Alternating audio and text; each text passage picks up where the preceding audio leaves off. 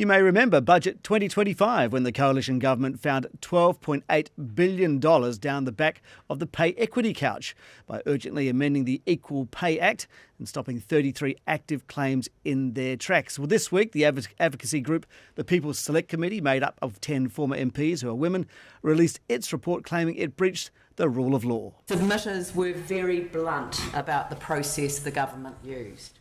No warning, no consultation, no select committee, no regulatory impact statement, no evidence. Yep, blunt indeed. So, Brent, what do they want instead of this new pay equity framework? Well, I think they want to go back to the old framework in which those 33 claims, and I think 14 of them were already underway, could progress through the system to see whether there should be some change for the workers in those sectors. It's a very, very fulsome report. It runs to more than 160 pages.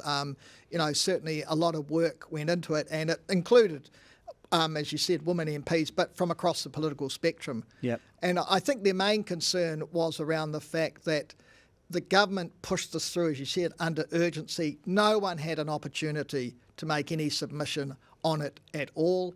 And so this People's Select Committee provided the opportunity for those groups and people who had concerns to have their say. And of course, the government is going to take it instantly on board and agree with it, right?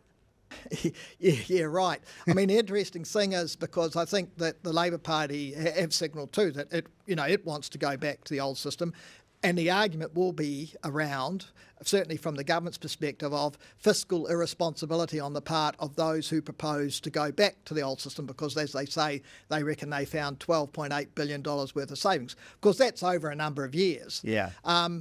But I guess one of the arguments people will put up will be saying, well, OK, so those women on low income jobs are the ones who have to pay the price for getting the books back into balance. Yeah. So, there'll be some debate and argument about, well, could you find savings elsewhere? And what would that do to, what could that do to the coalition's chances in terms of the female vote this election year?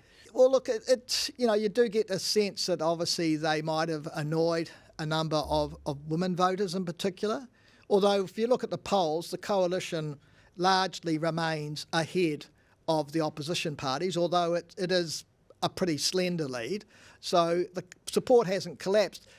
I think probably when you look at the polls, though, when you look at the National Party support, that maybe it's had a bigger impact on the National Party, because the National Party's polling is certainly a lot lower than what it was at the last election.